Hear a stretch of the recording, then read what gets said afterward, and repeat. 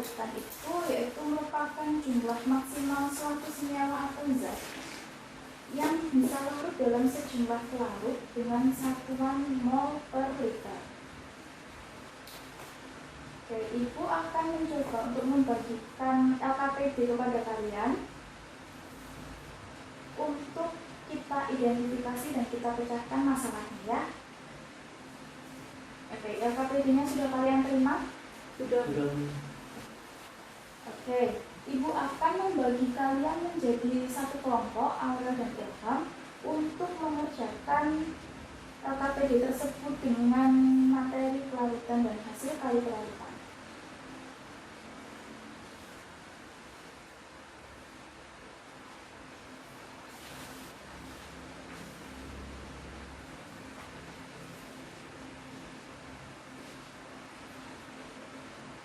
Bisa kalian baca terlebih dahulu LKPD-nya dan kalian cermati isinya ya.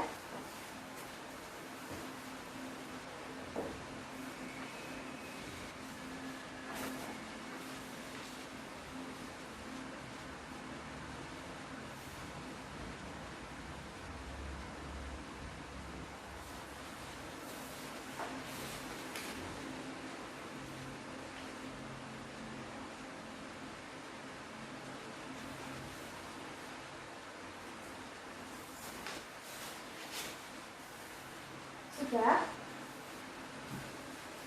Nah, di dalam LKPD kalian itu pada lembar fenomena bisa dibuka? Ya.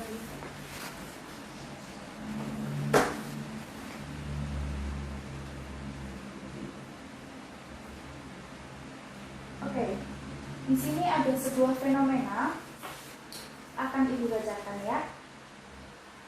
Atau kalian ada yang mau membacakan? Ilham mungkin fenomenanya bisa dibacakan?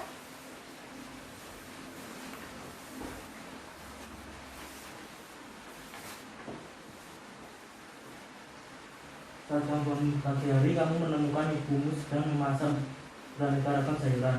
Ada berbagai macam bumbu yang digunakan ibu untuk melezatkan rasa makanannya. Ada gula, garam, dan penyedap rasa lainnya. Namun pernahkah kamu mengamati ibu kamu memasukkan garam dapur ke air? Garam sangat mudah larut. Dan pernahkah kamu mengamati apa yang terjadi ketika cangkang telur yang telah dihancurkan dan dimasukkan ke dalam air, dia tidak dapat larut dengan air atau sukar larut, padahal ia merupakan garam CaCO.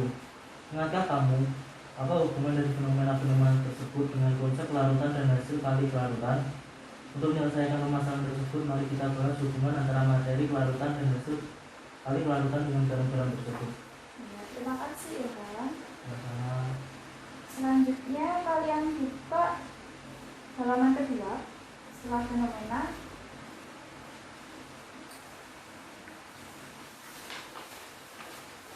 Oke.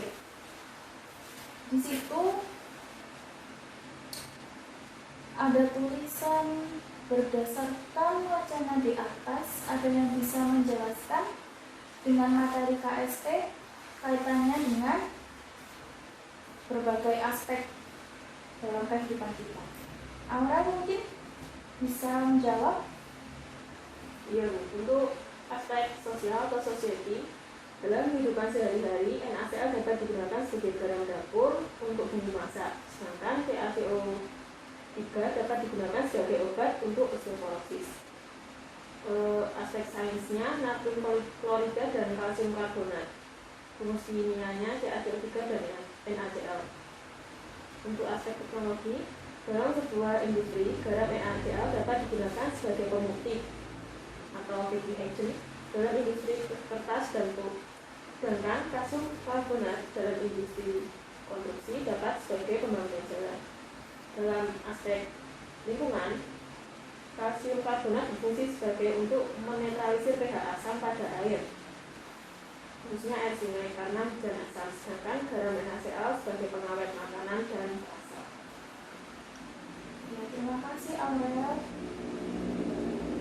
Oke, untuk selanjutnya tentang rumusan masalah. Setelah kalian membaca fenomena yang ada di atas tadi, dapatkah kalian membuat rumusan masalahnya? Aura lagi mungkin bisa menjawab. Rumusan masalahnya ada beberapa. Yang pertama, mengapa garam NaCl mudah larut? Rumusan masalah yang kedua, mengapa CaCO3 sulit dilarutkan? Rumusan masalah yang ketiga, mengapa bila ditambah zat terlarut NaCl terus-menerus, zat tersebut lama larutnya, kemudian tidak larut tetap padat. Dan yang keempat atau terakhir, apa sebabnya garam tersebut tidak larut? Baik, terima kasih Anda. Kemudian hipotesisnya? Hipotesis yang pertama adalah garam NaCl mudah larut karena partikelnya kecil.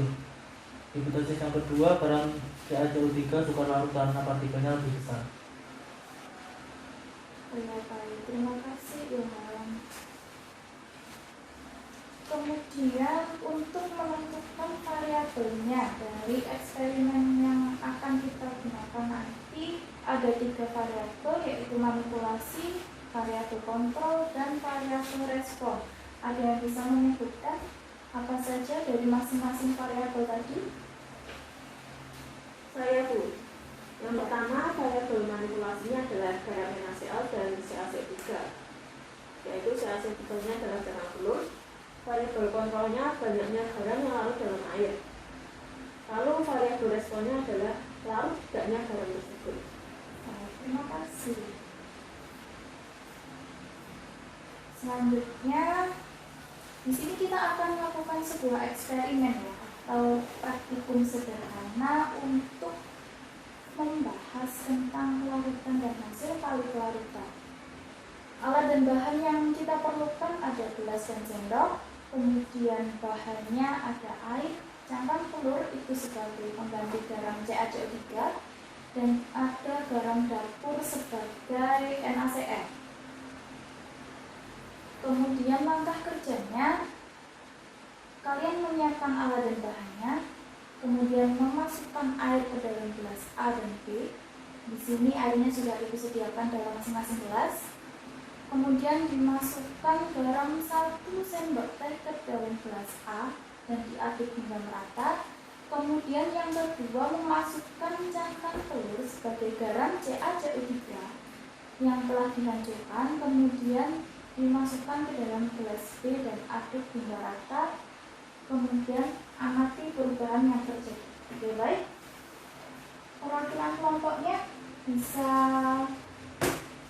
mengambil alat dan bahannya yang sudah disediakan di sini ya.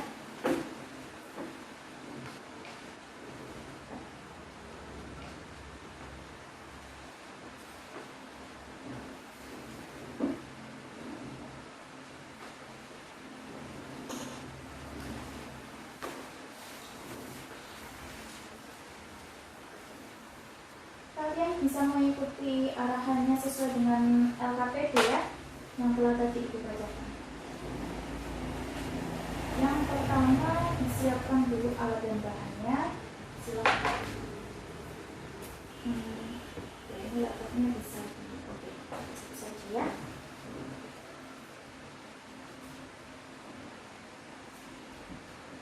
Sendoknya sudah.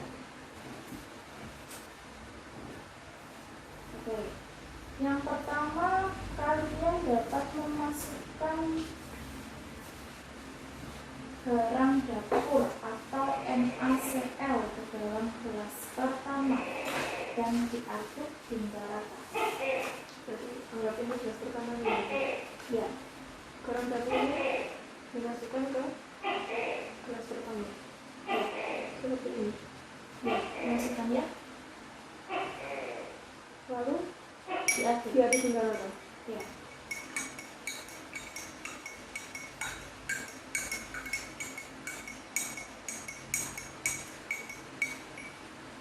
Sudah Bu. Ya sudah. Kemudian ganti dengan garam CaCO3 yang diwakilkan oleh cangkang telur yang sudah dihaluskan ya. Ini adalah tangan telurnya. Oke, selanjutnya kita akan mengidentifikasi hasil pengamatan tadi. Coba kalian lihat yang larutan garam NaCl. Oke. Kalau kalian lihat itu apakah garamnya larut atau tidak larut? Larut, Bu. Larut, Bu. Oke, selanjutnya yang CaCO3. Cangkang telurnya larut atau tidak? Tidak. Tidak. Oke, kita akan bahas materinya ya. Yang pertama yaitu larutan jenuh dan larutan lewat jenuh. Larutan tak jenuh yaitu larutan yang mengandung solut atau zat terlarut kurang dari yang diperlukan untuk membuat larutan jenuh. Atau dengan kata lain, larutan yang partikel-partikelnya tidak tepat habis bereaksi dengan pereaksinya atau masih bisa melarutkan zat. Larutan tak jenuh terjadi apabila hasil kali konsentrasi ion kurang dari KSP, berarti larutan itu belum jenuh atau masih dapat larut lagi. Kemudian larutan jenuh yaitu suatu larutan yang mengandung sejumlah zat terlarut atau solut yang larut dan mengadakan keseimbangan dengan solut padatnya. Atau dengan kata lain, larutan yang partikel-partikelnya tepat habis bereaksi dengan pereaksinya. Larutan jenuh terjadi apabila hasil konsentrasi ionnya sama dengan KSP. Kemudian larutan yang sangat jenuh atau lewat jenuh itu merupakan suatu larutan yang mengandung lebih banyak solut daripada yang diperlukan untuk larutan jenuh. Atau dengan kata lain, larutan yang tidak dapat melarutkan zat terlarut sehingga terjadi sebuah endapan seperti CaCO3 tadi. Larutan sangat jenuh terjadi apabila hasil kali konsentrasi ionnya lebih besar dari KSP-nya sehingga menyebabkan zat tersebut mengendap. Selanjutnya yaitu tentang kelarutan. Seperti yang sudah Ibu katakan tadi, kelarutan merupakan jumlah maksimum satu senyawa atau zat yang bisa larut dalam sejumlah larut dengan satuan mol per liternya. Oleh karena satuan kelarutannya sama dengan molaritas, maka kelarutan juga bisa didefinisikan sebagai konsentrasi zat yang masih bisa larut dalam sebuah larut. Berdasarkan sifat kelarutannya, kondisi garam dibedakan menjadi 3, yaitu kondisi tak jenuh, tepat jenuh, lewat jenuh seperti yang sudah dijelaskan tadi ya. Nah, selanjutnya kita akan menghitung ya. Kita akan menghitung kelarutan dari garam NaCl tadi dan juga garam CaCO3-nya. Ya, sekarang bisa kalian mulai menghitungnya di LKPD kalian ini.